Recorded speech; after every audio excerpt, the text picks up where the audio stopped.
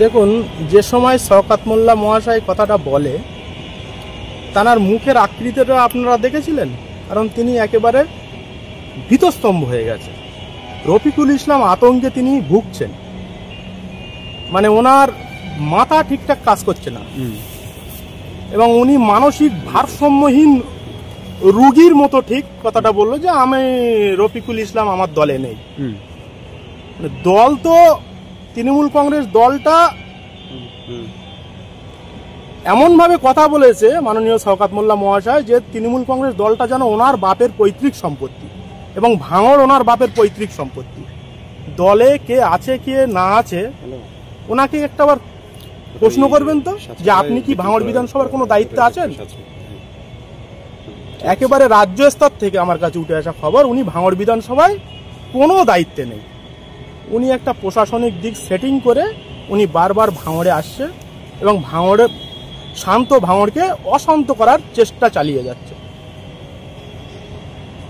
একেবারে আমি যে আজকের 20-22 দিন ভাঙড়ে নেই, আমি কিন্তু বসে নেই। আমার রাজনৈতিক যা কার্যকলাপ আমি কিন্তু অলরেডি চালিয়ে যাচ্ছি। আপনারা দেখেছেন যে আমি কম্বল বিতরণের জন্য আমি পোস্ট করেছি ফেসবুকে এবং রাজ্য স্তরে যেসব মিটিংগুলো হচ্ছে সেখানেও আমি যাচ্ছি। আজকেও আমি বৈঠক করে আসলাম, ওটা হলো কালীঘাটে। আমি উপনেতৃত্বের সঙ্গে বৈঠক সেরে আমি আসলাম, তো সেখানেও উঠে এসছে যে মাননীয় শওকত মোল্লা মহাশয়, আমি যতটুকু ওখানে গিয়ে বুঝলাম যে তিনি ভাঙড়ে কোনো দায়িত্বে নেই। তিনি সম্পূর্ণ ভাঙড়কে অশান্ত করার জন্য বারবার আসছে এবং একের পর এক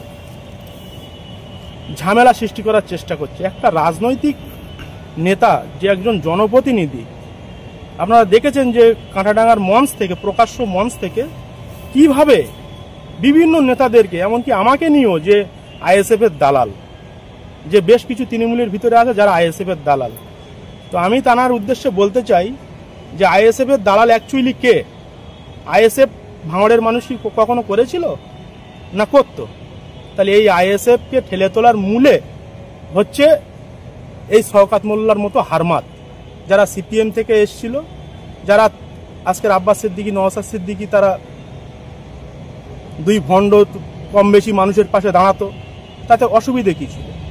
আজকে তাঁরারই লোকজন, তাঁরারই আশ্রিত দুষ্কৃতী, আপনারা নাম শুনেছেন সাদেক লস্কর, তারপরে কাজদিয়াতে যে ঘটনাটা ঘটলো, দপ্তরি বলে একজন, সেও আব্বাস সিদ্দিকী ভাইয়ের উপরে যে আক্রমণটা করেছিল, তবে তো মোটামুটি আইএসএফটা উঠলো।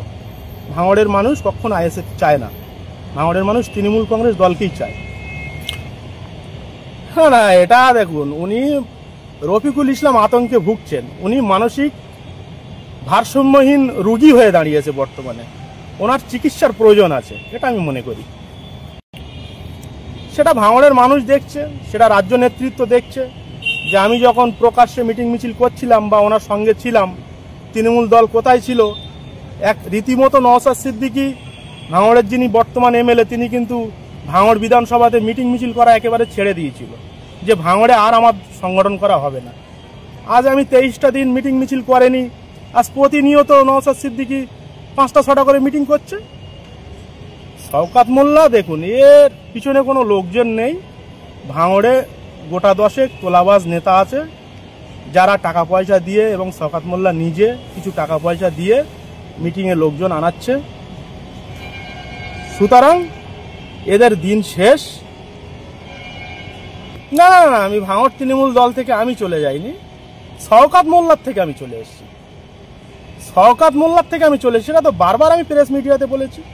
আমাকে রাজ্য নেতৃত্ব একদম আলাদাভাবে আমাকে বারবার ডাকছে যে ভাঙড়ে কিভাবে তৃণমূল কংগ্রেস জয়লাভ করবে, সেই বিষয়ে আমাকে বারবার ডাকছে। আমি আজকেও বৈঠক করে এসেছি। আগামী দিনে শওকত মোল্লার দিন শেষ। আর ওনার যারা অনুগামী আছে তাদের ক্ষেত্রে আমি বলতে চাই যে আপনারা নূতন নেতা ধরুন, কারণ শাহজাহান শেখের মতো অবস্থা খুব তাড়াতাড়ি শওকত মোল্লার হবে।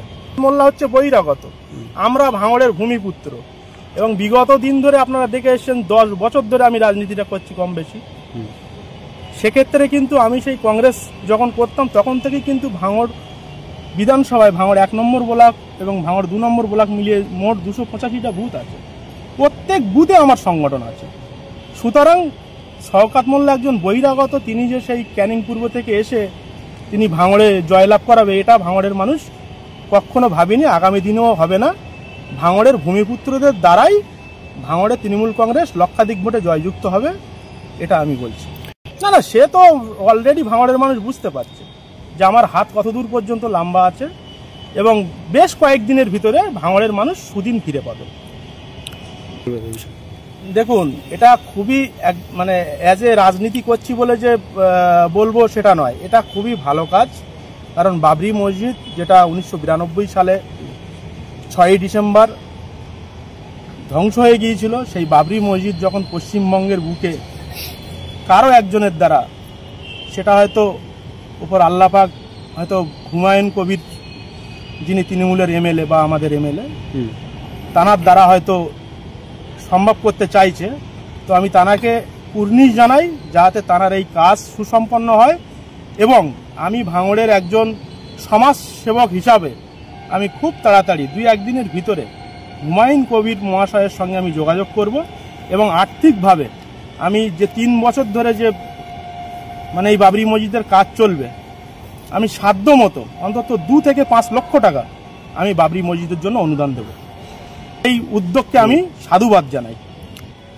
হুমায়ুন কবির, তার ম্যান পাওয়ার আছে বেলডাঙ্গাতে, এবং তিনি ভরতপুরের বিধায়ক, গোটা মুর্শিদাবাদ জেলা জুড়ে তার ম্যান পাওয়ার আছে যতটুকু আমার শোনা। কারণ হুমায়ুন কবির মহাশয় বেশ 4 থেকে 5 দিন আগে সিসিটিভি এসেছিল, তাঁরই একজন আধিকারিকের সঙ্গে আমার কথা হচ্ছিল, এবং তিনি যে উদ্যোগটা নিয়েছে, তার এলাকা জুড়ে তার যে একটা বেস তৈরি হবে, তার কিছু বিরোধী থাকতে পারে, তারা তার নামে হয়তো ভুল কোনো বার্তা ছড়াচ্ছে, কিন্তু হুমায়ুন কবিরকে রোখা খুব মুশকিল আছে। কারণ তার সম্বন্ধে, তার হিস্ট্রি সম্বন্ধে যতটুকু দেখেছি বা শুনেছি, তিনি 40 বছর ধরে কিন্তু রাজনীতিটা করছে, এবং তিনি যে উদ্যোগটা নিয়েছে বাবরি মসজিদ নিয়ে, আমি আশা রাখি এই উদ্যোগ তার সাকসেসফুল হবে।